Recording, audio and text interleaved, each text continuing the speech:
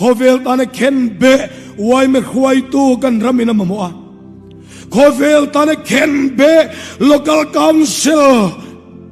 veng tinin kan mamoa kon chak in chu nuai nilo minister varanda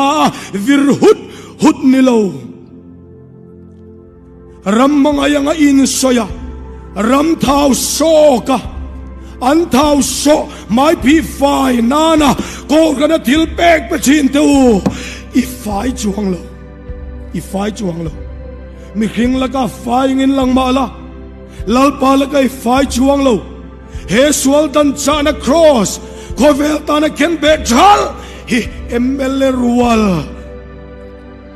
assembly house lo atu ni thal sela Khawvel tana khenbeh chief minister kan mamoni Khawvel tana khenbeh minister cabinet minister te Khawvel tana khenbeh thal hi engineer rual nehila Khawvel tana khenbeh thiau hi kan police rual teni sela kan supplier hote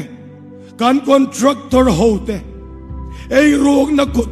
sumbol lo la hau alo tura Khawvel tana khenbeh thiau hian ram khalkal sela reilo te chogin kan ramadam em Josepha anga kumsari cham atak lai po ram mangaya wanga in thok chera in thok retheya ram vul thau mi Khawvel tana khenbeh politician kan ramena mamoni officer chutiang mi kan ramian avam mamo em nakumaram kanin mga siak le hut don mga itu dera lo chuak chuam don Khawvel tana khenbeh ningam lo chuan MLA seat hi chu ve to su rammel mai ni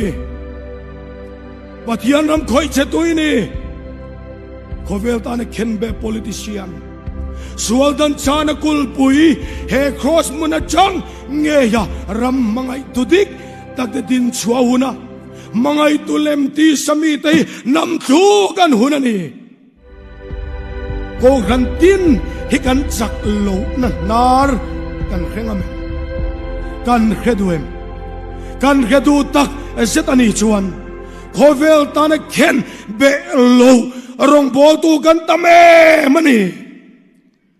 Khawvel tana khenbeh thal hi upa ni vekila Khawvel tana khenbeh thal hi pastor ni veksela Khawvel tana khenbeh thal hi bial sai pol le koshan mal sai pol Sunday school sirtir tu puitling le no pang sirtir tu nilai san tu pui hong tu zong te hi Khawvel tana khenbeh thal hian lal rong boli lang chuan ko khani anung emang khenbeh lo chan vo du si ko shana lal khot du kan nga em na hian ti sami ten ko ran min ob lum zawani kalin oi nung zawlovani